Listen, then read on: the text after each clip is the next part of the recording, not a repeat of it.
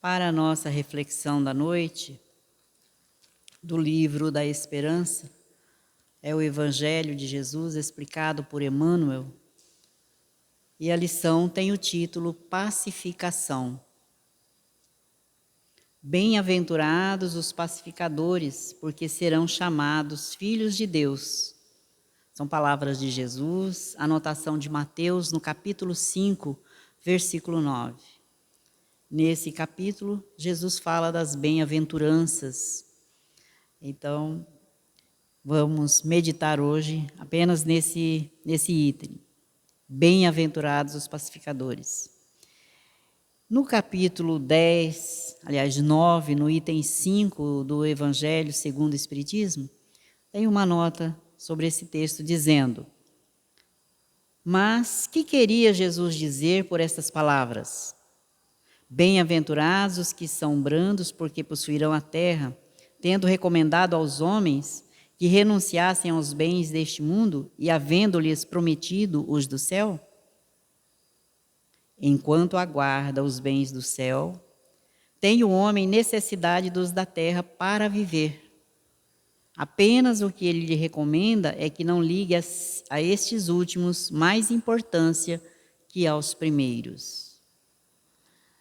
Então, esse do Evangelho segundo o Espiritismo. E Emmanuel agora faz a explanação desse texto, bem-aventurados os pacificadores. E diz Emmanuel: escutaste interrogações condenatórias em torno do amigo ausente. Informaste algo com discrição e bondade, salientando a parte boa que o distingue, e sem colocar o assunto no prato da intriga, edificaste em silêncio a harmonia possível? Então, é muito comum no nosso meio a gente ouvir, né, ou escutar essas interrogações condenatórias em torno de alguém que não está presente naquele momento. Então, Emmanuel nos fala, se a gente ouviu, se informou, e com discrição, se agiu com bondade, apontando a parte boa que o diferencia daquilo que a pessoa está mencionando naquele momento, e sem colocar ainda esse assunto, diz ele, no prato da intriga, porque muitas vezes, ao invés de nós mostrarmos as qualidades que o nosso irmão tem, nós somos daqueles que colocamos mais um pouquinho de lenha na fogueira, né? Aumentamos a intriga, aumentamos as difamações daquela pessoa que não está presente naquele momento. Então, será que a gente não poderia fazer o contrário, como diz Emmanuel aqui? Ver as qualidades e diferenciado, então, o que ele tem, né? Porque a gente não só tem qualidades ruins, mas também temos qualidades boas. E então, será que a gente não pode ser aquele que cria ou que estabelece a harmonia possível dentro daquele quadro do momento? Ou será que nós colocamos, né, mais lenha na fogueira, como se diz o ditado? E Emmanuel continua então comentando alguns fatos que acontecem mesmo no nosso dia a dia. Diz ele: surpreendeste pequeninos deveres a cumprir na esfera de obrigações que te não competem. Ou então, muitas vezes, nós observamos deveres que não são nossos, né? E que a pessoa que está responsável por aquele dever não cumpriu com aquele dever. E aí, então, ele diz: sem qualquer impulso de reprimenda, atendeste a semelhantes tarefas por ti mesmo, na certeza de que todos temos distrações lamentáveis.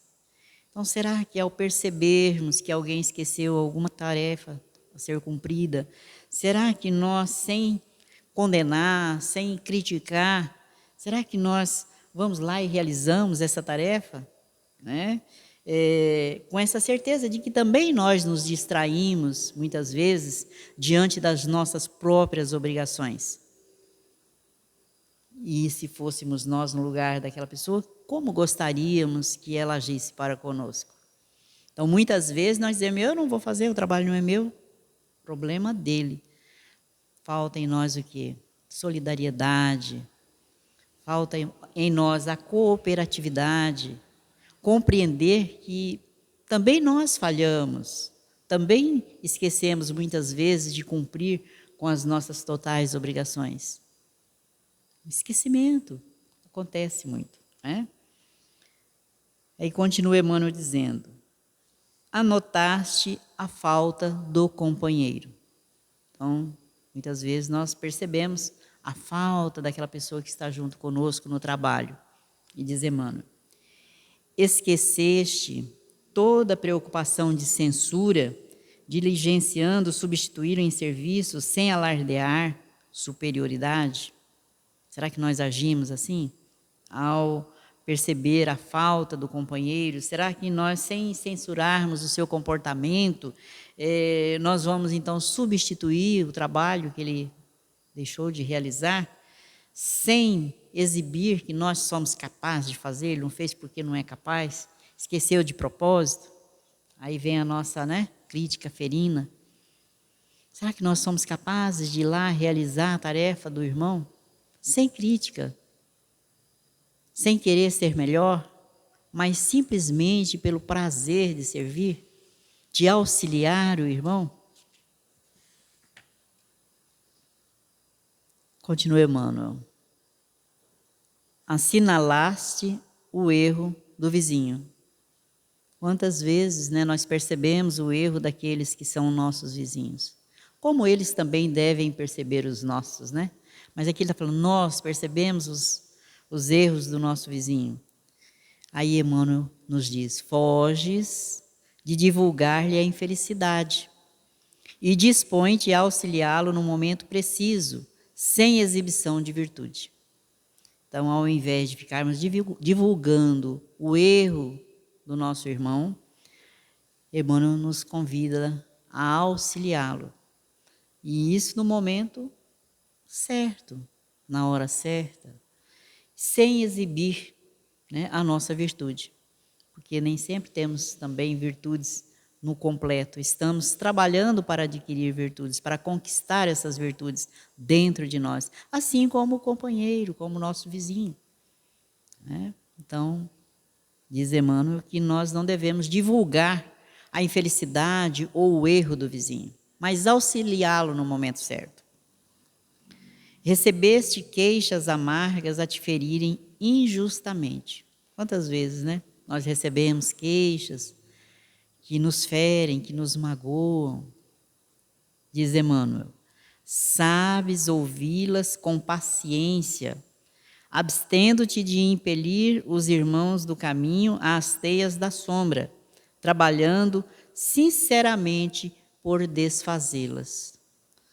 Então, se alguém se queixou, se falou de forma amarga sobre nós, diz Emmanuel que nós devemos saber ouvir essas queixas que são dirigidas a nós, e sem estimular, daí os irmãos, às teias da sombra, porque quando nós ficamos debatendo, ficamos retrucando aquelas queixas, ou vamos tomar satisfações, nós estamos alimentando mais a mágoa, a discórdia. Então nós devemos trabalhar, diz Emmanuel, para desfazer essas queixas e trabalhar sinceramente dentro de nós. Queremos sempre trabalhar dentro do erro do outro? Não, é em nós. Como? Com as nossas atitudes, com o nosso comportamento, sem nos ficarmos magoados, sem ficarmos também falando do irmão que falou de nós, sem apontar-lhe as falhas que muitas vezes conhecemos, mas olharmos para nós. Se alguém falou algo de nós, vamos corrigir o erro em nós. Não vamos apontar o defeito do outro, mas vamos corrigir aquilo que estão vendo em nós e que nós não nos apercebemos ainda. Então, na maioria das vezes, nós não conseguimos perceber as nossas falhas. E quando alguém nos chama a atenção, o primeiro momento é de revide, de apontar. E imediatamente vêm os defeitos que o outro tem. E a gente, então, parte para diálogo verbal não educativo. E aí, então, mostramos quem nós somos realmente. Então, precisamos fazer a diferença. Diz Emmanuel, continuando. Caluniaram-te abertamente, incendiando-te a vida. Então, a calúnia, né, muitas vezes, destrói famílias, né? E ele diz, então, Emmanuel, nos convidando, toleras serenamente todos os golpes. E não é uma tarefa fácil, né? A gente tolerar os golpes da calúnia. Mas diz Emmanuel, toleras serenamente todos os golpes, sem animosidade ou revide, né? Sem ficar magoado, sem ficar, né, de cara fechada para o amigo que falou mal de nós. Porque sempre quem fala são os amigos, o familiar. Não é quem nos conhece, são as pessoas que nos conhecem profundamente. E respondendo com mais ampla abnegação no exercício das boas obras, dissipas, ou seja, elimina, apaga a conceituação, ou seja, a imagem, a ideia feita por aquela pessoa que nos caluniou. Então, dissipa a conceituação infeliz dos seus destratores, ou seja, daquelas pessoas que estão nos difamando. Então, devemos tolerar serenamente tudo que for golpe contra nós, de calúnia, de difamação, que incendeia muitas vezes o nosso círculo familiar. E então, como? No exercício das boas obras, fazendo o bem sempre. Não deixar que o mal adentre dentro de nós. Porque nessa casa mental, somos nós quem mandamos. Adentra dentro da nossa casa mental quem nós permitirmos. Então, não devemos deixar que as coisas não boas permaneçam ou façam ninho na nossa mente. Então, pensar no bem, desejar o bem sempre para aquele que nos trata de forma com animosidade. Pedir a Jesus o auxílio para que nós tenhamos a paciência e a bondade no coração para compreender a dificuldade do outro. Pedir a Jesus, abençoa, Senhor. Como ele disse, eles não sabem o que fazem. Porque Jesus disse que tudo que fazemos aos outros, fazemos a nós. Então, ficamos responsáveis por tudo o que falamos, por tudo o que pensamos, por tudo o que fazemos. E continua Emmanuel dizendo, descobriste a existência de companheiros iludidos ou obsidiados, que se fazem motivos de perturbação ou de escândalo, no plantio do bem ou na seara da luz. Então, no nosso meio, descobrimos a existência de alguém, né, que está, como diz aqui Emmanuel, iludido ou muitas vezes envolvido por mentes outras, deixou que o mal adentrasse a sua casa mental e começa a agir de forma não correta. Então, diz Emmanuel, nos orientando, de certo, não lhes aplaudes a inconsciência. Então, não vamos bater palmas para esses que assim agem. Mas não lhes agrave o desequilíbrio. Então, com a nossa crítica, com a nossa condenação, muitas vezes chamamos o irmão de forma muito rude, né? Não lhes agrave o desequilíbrio através do sarcasmo, ou seja, através do deboche, né? Da ironia, da nossa fala irônica, de forma irônica. E, diz Emmanuel, ora por eles, amparando-lhes o reajuste pelo pensamento renovador. Então, a nossa educação cristã nos convida a agir assim. Mas só vamos saber se vamos agir assim na hora dos acontecimentos, na hora da prova. Então, daí a necessidade de mantermos a vigilância do nosso pensamento, como disse Jesus. Orai e vigiai para não cairdes em tentação. Se não nos prepararmos na vivência diária, do dia a dia, a todo instante, policiando o nosso pensar, o nosso agir, o nosso falar, nós vamos cair também nessas falhas. E aí daí? Em que somos diferente do irmão que agiu de forma incorreta? Então, são análises que devemos fazer em nós mesmos, não nos outros. Diz Emmanuel, se assim procedes, ou seja, se nós oramos por aquele irmão, né, se nós lhe amparamos o reajuste pelo pensamento renovador, então, se assim procedes, classificaste em verdade entre os pacificadores, abençoados pelo Divino Mestre, compreendendo afinal que a criatura humana, isoladamente, não consegue garantir a paz do mundo. No entanto, cada um de nós pode e deve manter a paz dentro de si. Então, não vamos conseguir manter a paz do mundo, mas podemos conseguir manter a nossa paz dentro de nós, em todos os instantes e em todas as situações. Por mais difíceis que elas sejam, nós conseguiremos, se assim, disse Jesus, se o quisermos. Depende somente de nós. E para vivenciar essas lições, é necessário não nos afastarmos do Evangelho. É necessário a todo instante estarmos ligados a Jesus, buscando a inspiração em tudo o que fazemos, em todos os momentos. Porque se assim não o fizermos, nós ficamos invigilantes e caímos nos erros anteriores. Né? Então, a dificuldade de cada um de nós, só nós, cada um de nós sabemos.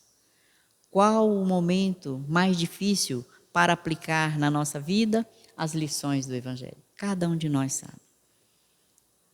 E aí, então, a disciplina, a perseverança, a boa vontade, a coragem para sermos pacificadores aonde quer que nós estejamos.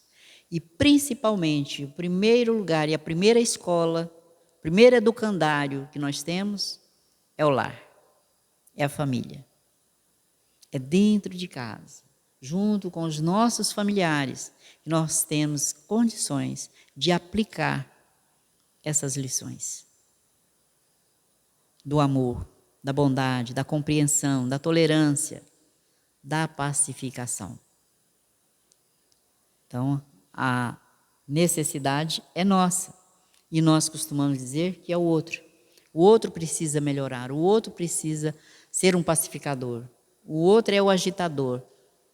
Na verdade, olhemos para nós. Façamos a nossa parte. Aonde nós estivermos. No trabalho, vamos estendendo aquilo que somos em casa, fora de casa.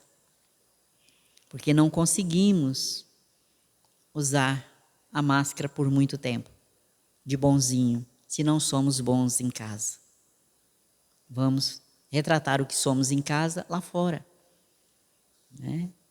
E as pessoas nos conhecem profundamente. Nós falamos pelo olhar, pelos gestos. Né? As pessoas nos conhecem. Então, essa lição é por demais proveitosa para todos nós, porque estamos num momento em que todos devemos nos policiar. Estamos caminhando para uma nova era. E para chegarmos, como disse Jesus, ao mundo de amor, precisamos aprender a amar verdadeiramente. Porque é muito fácil amar quem nos ama, quem nos trata bem, quem só exalta as nossas qualidades. Mas é muito difícil amar aquele que nos faz sofrer, que aponta as nossas falhas, os nossos defeitos. Mas é a esses também que devemos amar. Porque quando apontam as nossas falhas e os nossos defeitos, eles estão mostrando que nos amam, que sabem que nós temos condições de melhorar ainda mais, de sermos bons, como Jesus nos ensina.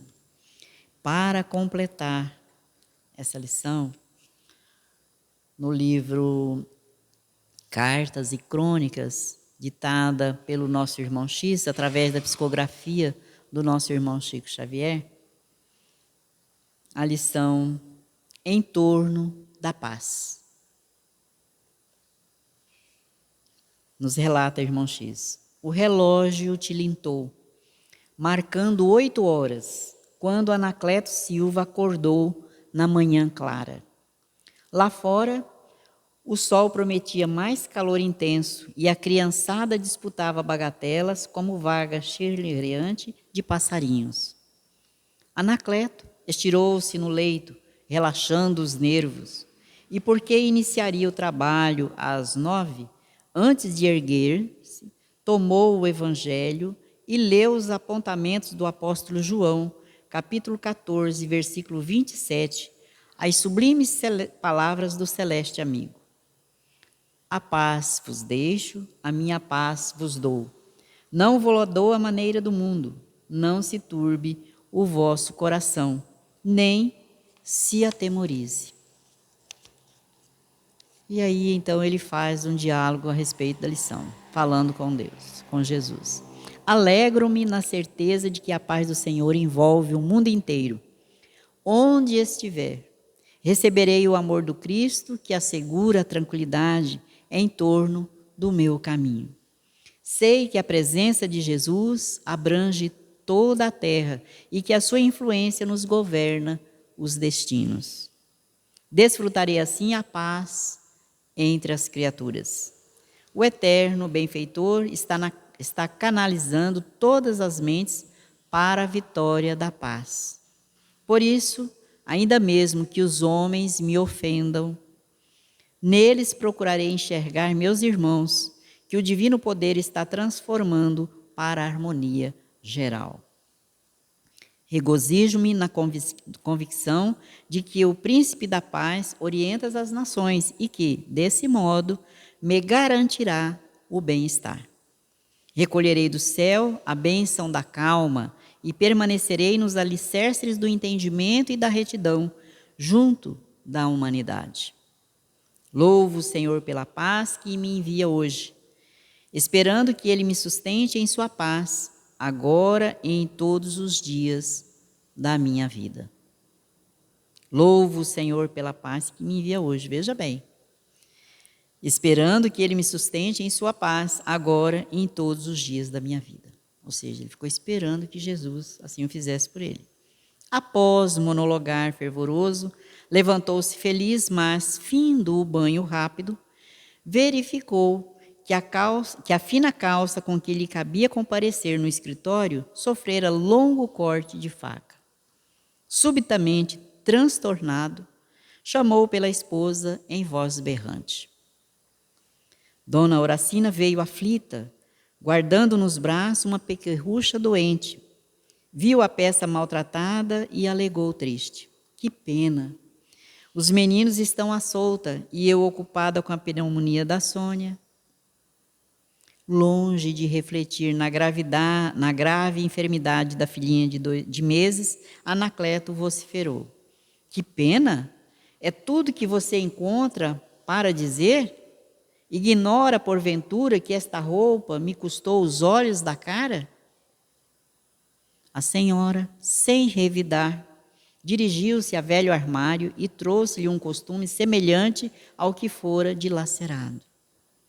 Pouco depois, no café, notando a ausência do leite, Anacleto reclamou irritadiço. Sim, explicou a dona da casa. Não pude enfrentar a fila.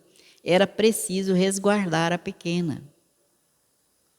Silva engoliu alguns palavrões que lhe assomavam à boca e, quando abriu a porta na expectativa da lotação, eis que o sogro velhinho lhe aparece, de chapéu à destra, encarquilhada, rogando humildemente. Anacleto, perdoe-me a intromissão. Contudo, é tão grande a nossa necessidade, ou a nossa dificuldade hoje em casa, que venho pedir-lhe 500 cruzeiros por empréstimo. Ora, respondeu o genro, evidenciando cólera injusta. Onde tem o senhor a cabeça? Se eu tivesse 500 cruzeiros no bolso, não sairia agora para encarar a onça da vida. Nisso, um carro buzinou a reduzida distância, passando, porém, de largo, sem atender-lhe ao sinal. Anacleto, em desespero, bradou contundente: Malditos, como seguirei para a repartição? Malditos, malditos. Outro carro, no entanto, surgiu rápido e Silva acomodou-se, enfim. Mas, enquanto o veículo deslizava no asfalto, confrontou a própria conduta com as afirmações que fizera ao despertar.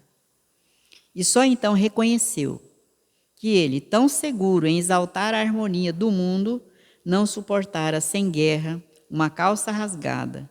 Tão convicto em prometer a si mesmo o equilíbrio do Senhor, não se conformara ante a refeição incompleta. Tão pronto em proclamar o seu prévio perdão às ofensas humanas, não soubera acolher com gentileza a solicitação de um parente infeliz. E tão solene em asseverar nos alicerces do entendimento, não hesitara em descer da linguagem nobre para a que condiz com a gíria que amaldiçoa. E envergonhado, por haver caído tão apressadamente da serenidade à perturbação, começou a perceber que, entre ele e a humanidade, surgia o lar, reclamando-lhe assistência e carinho, e que jamais receberia a paz do Cristo por fora, sem se dispor a recolhê-la por dentro. Então essa é a lição que completa o Evangelho da noite.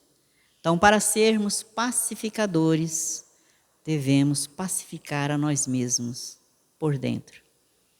As nossas atitudes, o nosso comportamento, ou seja, aprendermos as virtudes filhas do amor que Jesus viera nos ensinar.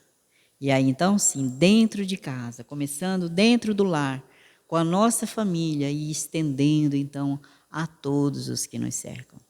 Porque não vamos conseguir mascarar quem somos.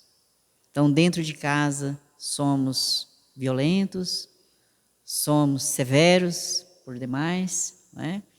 E lá fora querermos ser bonzinhos, não dura por muito tempo. Então, começa em casa. E a primeira casa é a nossa casa mental.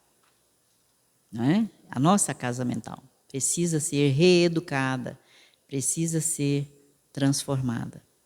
Então, não vamos aguardar como ele, que Jesus fizesse tudo. Ele nos auxilia com as suas lições, com as suas orientações, mas o trabalho a fazer é nosso. Compete a cada um de nós.